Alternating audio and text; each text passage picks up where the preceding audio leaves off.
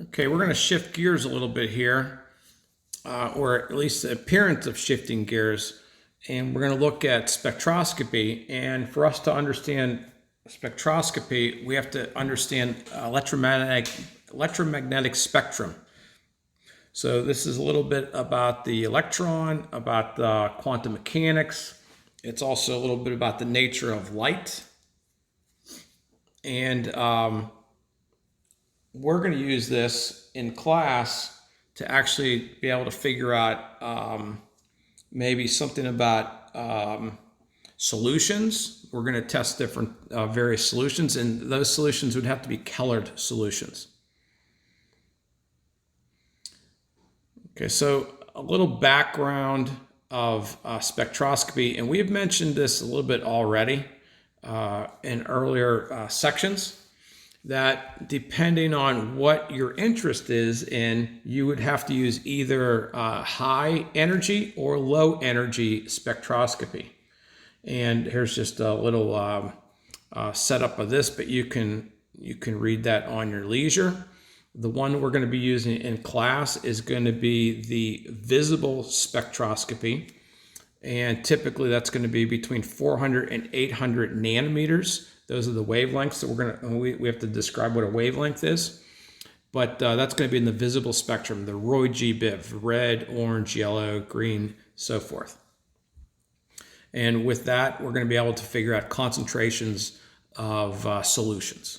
Okay, but in other areas of chemistry, you can use other types of energies to maybe try to identify something else as whatever you're interested in. Oops. Okay, so we're going to introduce wavelengths, we're going to introduce frequencies, some individuals that are associated with those. You can certainly go into a lot more detail than we're going to go into today, and there might be a few slides we kind of go through a little quicker than others. The speed of light is going to be important because we're going to be dealing with light. And couple things. I believe this equation is not equation. This constant is given to you in your equation sheet. For the most part, I will probably in class and in these workups, I might use 3 times 10 to the 8th meters per second. Certainly, if I'm taking the AP test, I'm going to use the numbers that are provided for me, 2.998.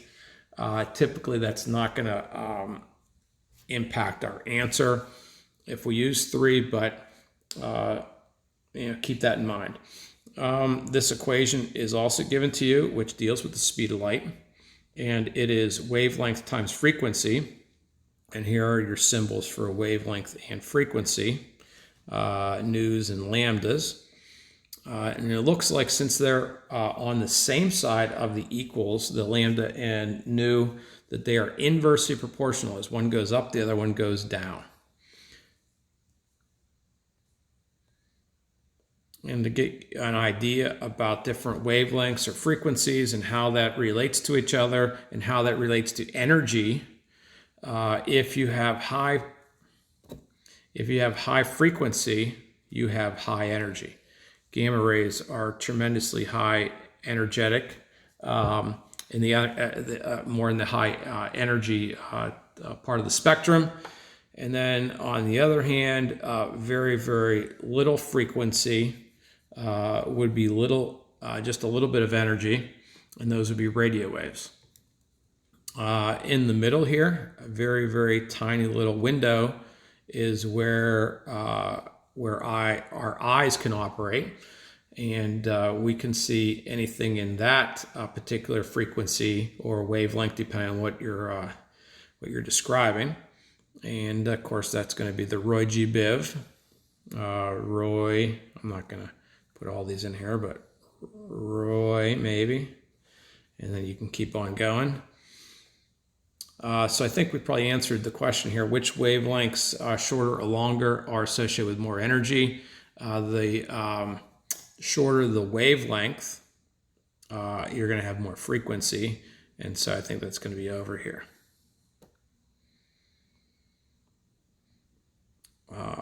another individual that we can discuss, certainly not much in our class, but Planck had a big part to play with the description of the quantum mechanical model. And for us, we're going to take this idea of quantum. You can even think of it as a quanta, and it is a discrete packet. Think of it as a discrete packet of energy.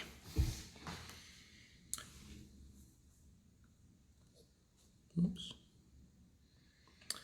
You can also talk about Einstein.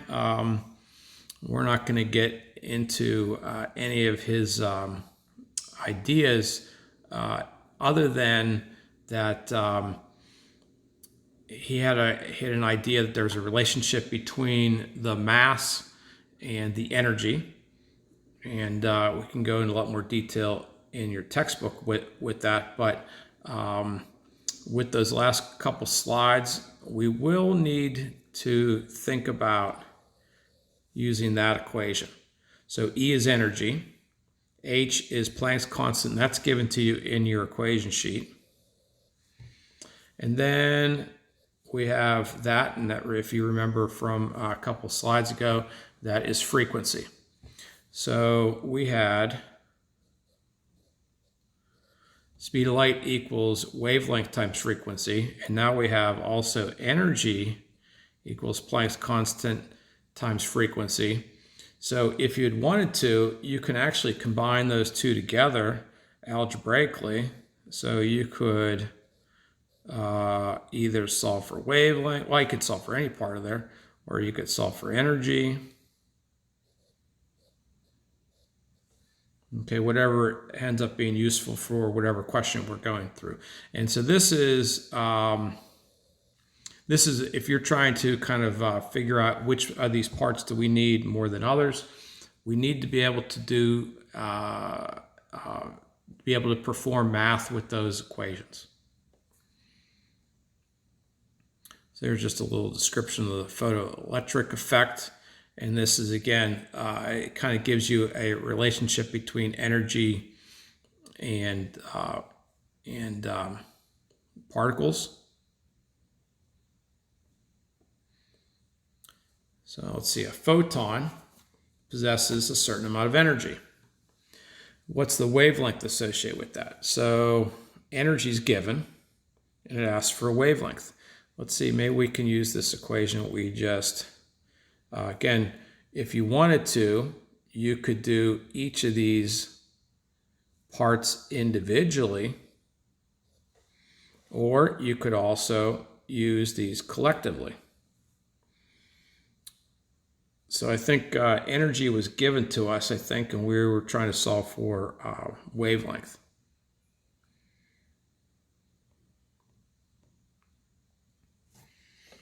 So let's use these collectively, but again, you could use speed of light equals wavelength times frequency first. I'm sorry, use energy equals Planck's constant times frequency first. And then when you get a frequency, frequency answer, then you could put it into C equals wavelength times frequency. But I'm going to do both at the same time here. So Planck's constant, 6.626 times 10 to the negative 34th joules times seconds. Speed of light, yeah, it's 2.99 whatever, but I think we could probably shorten this to 3 times 10 to the 8th meters per second and be able to get away with that for this question. And then the energy was given to us.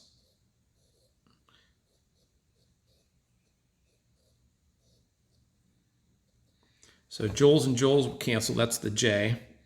The seconds and seconds will cancel, and we'll be left with meters. Multiply and divide, and we get 4.99 times 10 to the negative 6 meters. Okay, so the next piece of metal has been bombarded with high energy.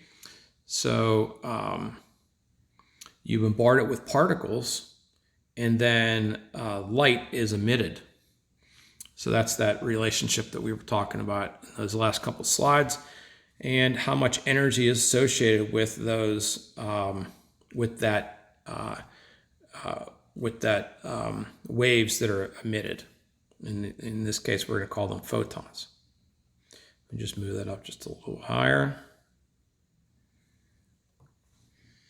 So very similar question, but this time it's about energy. So let's go and let's use Planck's constant. Let's use the speed of light, and let's use wavelength. So again, 6.626 times 10 to the negative 34th joules times seconds. Speed of light.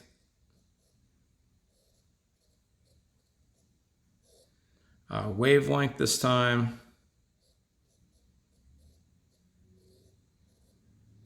Be very careful that all of our units are going to cancel. If they don't, you might have to do some conversions before you can get there. And I think meters and meters cancel and seconds cancel. So multiply and divide all that, and we get 9.9 times 10 to the negative 18th joules. That's how much energy is associated with that process. A little bit of vocabulary, a little bit of maybe memory. Well, yeah, you probably should be able to memorize these flame test colors. So if you're looking, don't look directly at the sun, but if you're outside and if you're looking in the vicinity of the sun, you're going to get something called a continuous spectrum. You're going to see all the different wavelengths that you can experience. There are instruments called spectroscopes that can divide all that light into specific line spectrum, they're called. And so you can see specific lines.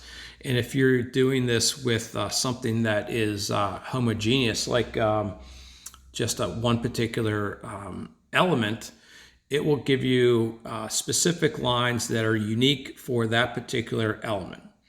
We can kind of call that an atomic fingerprint. So the line emission that you get with hydrogen is different than helium. It's different than neon, so forth. If you would excite these particular elements, you will not only see a specific line emission spectrum, but some of these also will just give you a flame color that has a very unique color to it. And not every element does this, but here are a few cations / metals that you would get some very unique colors. Now it looks like red and red. That's not very unique.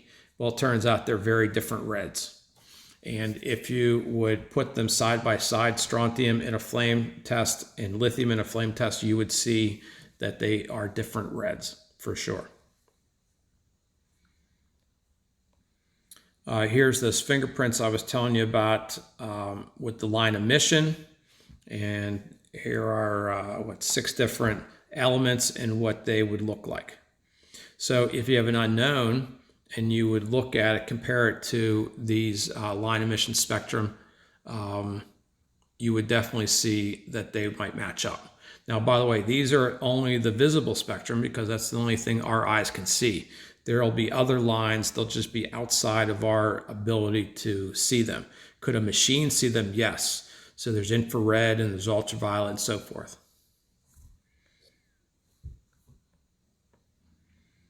We talked about Bohr, and Bohr's model, by the way, we liked Bohr's model for the longest time, and one of the reasons we didn't like Bohr's model after a period of time is because what was observed with the line emission spectrum didn't match up with the theoretical amount of energy or the theoretical frequencies or wavelengths, whatever way you wanted to compare the two. But a little vocab here. If you take energy and apply it, you will get electrons to that were residing in their ground state electron configuration to become excited, and they'll move further away from the nucleus. In this excited state, they've possessed more energy. They can't stay there. They'll eventually fall back down to their original ground state, and when they do, all that energy that they were given, that they absorbed, will be released. And when it's released in the form of light, and that's how we see these different neon signs or street lamps or a line emission spectrum or flame tests.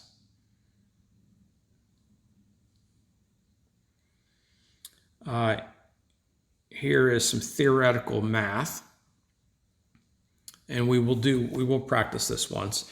If we want to figure out how much energy, delta E, change in energy, occurs when an electron moves from one orbital to another orbital, we could figure that out.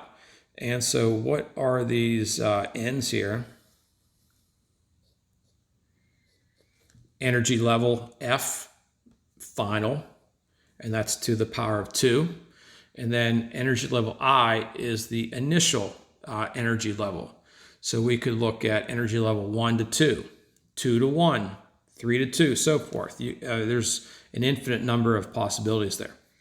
And individuals studied this, and I just are mentioning a couple, Lyman and Balmer, and they looked at types of changes of energy. And they did this with hydrogen. Why hydrogen? Because hydrogen has only one electron. So it would be, I think most people would consider it to be the easiest of the elements to work with. Okay, so here is the spectroscope. I guess you would call this experimental results for hydrogen. So you should have these particular wavelengths of energy associated with hydrogen. And then when someone looked at the theoretical, everything worked out perfect. What do we got here? This looks like this is energy level 1, and then 2, 3, 4. So if we were looking at this one, it doesn't really say which way it's going, if it's going up or if it's going down. So I don't know where to put F and I for this in this context here, but let's go. And by the way, Z in your last slide, it said Z equals 1. Why? What is Z? Z is the nuclear charge. It's like the atomic number. In this case, since it's hydrogen, the atomic number is 1. If it was helium, it'd be atomic number 2. So that Z would be 2. So let's go have it fall back down. So fall back down would be going back to 1. And then where was it initially? It was at 4. So that would be how you would do that math. Okay? And when you do that math and you look at that energy, once you put it into this equation and that equation, and you solve for wavelength, it should match up. Well, not with 600. Let's erase that. It should match up with one of these. If it's, these are only the visible ones. There's one outside there's some outside the visible spectrum too. So Lyman, Balmer, other individuals, they looked at these. So it looks like Lyman looked at everything from 1 outwards. Balmer looked at things from 2 outwards. And other individuals, energy level 3 outwards and 4 outwards. So it turns out that actually, you probably don't maybe realize this, but the Balmer series, 656, 486, 434, 410 is these.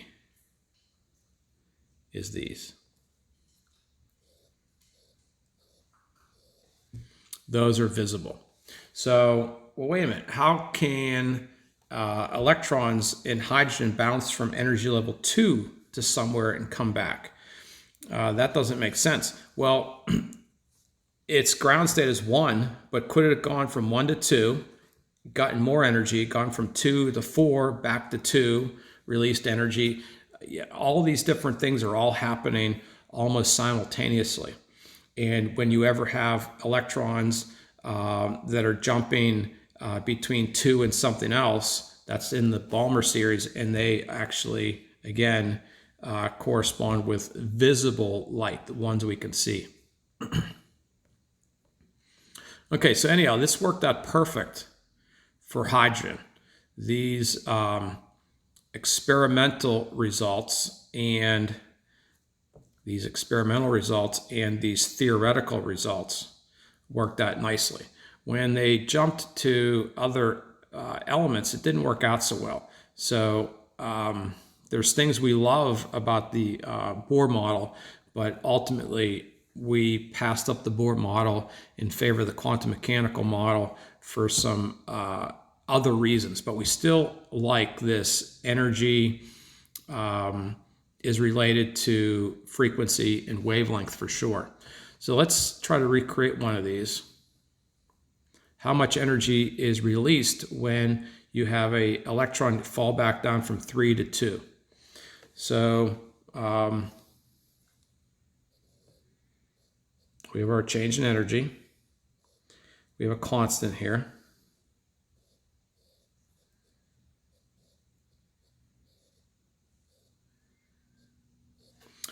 We have a Z. Remember, our Z's are going to be 1 because it's hydrogen. And then our final resting place for energy level is going to be this 2. And then our initial is going to be 3. But remember, these are to the power of 2. So if you have a graphing calculator, you could probably do that in one fell swoop. If you have a scientific calculator like me, you have to break it all down into little parts. But when we do all that math, the energy we're going to get is negative, because don't forget there's a little negative out here.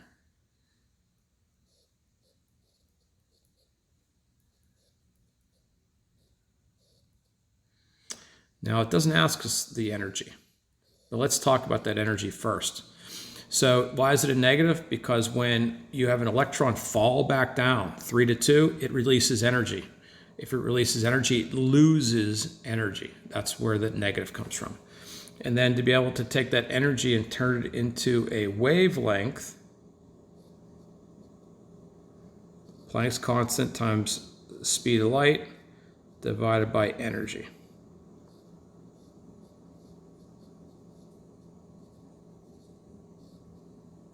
So there's Planck's constant. There's the speed of light. And then we'll take, now, if I put that negative in for energy, I'm going to get a negative wavelength. There's no such thing as a wavelength. So I guess in this respect, we're going to use the absolute value of energy.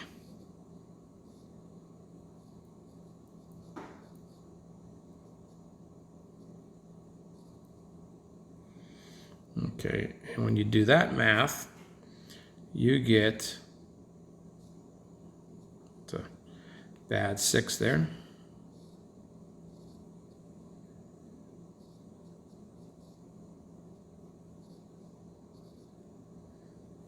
Okay, meters isn't going to help us out if we go back here and you see these are all NMs, nanometers.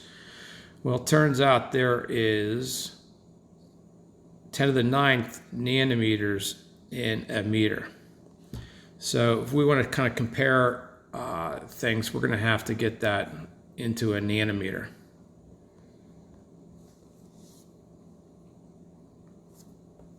So if I multiply that by 1 times 10 to the 9th nanometers, I get the meters to cancel, and I'll be left with,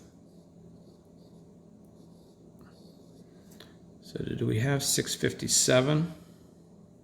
Well, 656.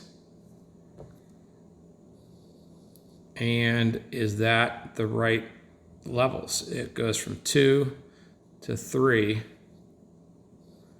back to 2. So I think that's the right one. Okay, so if we did another one from 2 to 4, I bet we're going to get somewhere right around 486 nanometers. And that concludes today.